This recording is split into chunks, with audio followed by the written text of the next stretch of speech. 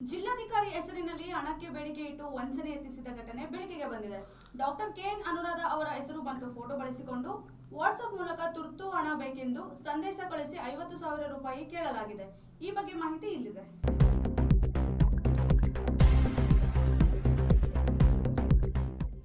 ಬೆಂಗಳೂರು ಗ್ರಾಮಾಂತರದಲ್ಲಿ ಅಧಿಕಾರಿಗಳ ಹೆಸರು ಬಳಸಿ ವಾಟ್ಸಾಪ್ ಮೋಸ, ಹಣಕ್ಕೆ ಬೇಡಿಕೆ ಇಟ್ಟಿದ್ದಾರೆ. ಹೌದು, ಡಾಕ್ಟರ್ ಕೆಎನ್ ಅನುರಾಧ ಅವರ ಹೆಸರು ಮತ್ತು ಫೋಟೋ ಬಳಸಿ ಕಳ್ಳರು ವಾಟ್ಸಾಪ್ ಮೂಲಕ ಹಣಕ್ಕೆ ಡಿಮ್ಯಾಂಡ್ ಮಾಡಿರುವ ಪ್ರಕರಣ ನಡೆದಿದೆ.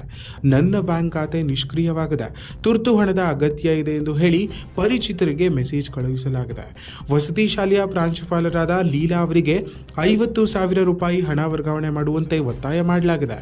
ಹಣವನ್ನು ಬ್ಯಾಂಕ್ ಆಫ್ ಮಹಾರಾಷ್ಟ್ರ ಖಾತೆಗೆ ವರ್ಗಾವಣೆ ಮಾಡಲು ಸೂಚನೆ ನೀಡಲಾಗಿದೆ ಎಂದು ತಿಳಿಸಲಾಗಿದ್ದು, ಘಟನೆ ತಿಳಿಯುತ್ತಿದ್ದಂತೆ ಜಿಲ್ಲಾಧಿಕಾರಿ ಅನುರಾಧ ಅವರು ಎಚ್ಚೆತ್ತುಕೊಂಡು ಪೊಲೀಸರು ದೂರು ಪಡೆದಿದ್ದಾರೆ. ಈ ಸಂಬಂಧ ವಿಶ್ವನಾಥಪುರ ಪೊಲೀಸ್ ಠಾಣೆಯಲ್ಲಿ ಪ್ರಕರಣ ದಾಖಲಾಗಿದ್ದು, ಆರೋಪಿಗಳಿಗೆ ಪೊಲೀಸರು ಬಲೆ ಬೀಸಿದ್ದಾರೆ. ದೇವನಹಳ್ಳಿ ತಾಲೂಕಿನ ವಿಶ್ವನಾಥಪುರ ಪೊಲೀಸರು ಪ್ರಕರಣದ ತನಿಖೆಯನ್ನು ಚುರುಕುಗೊಳಿಸಿದ್ದಾರೆ.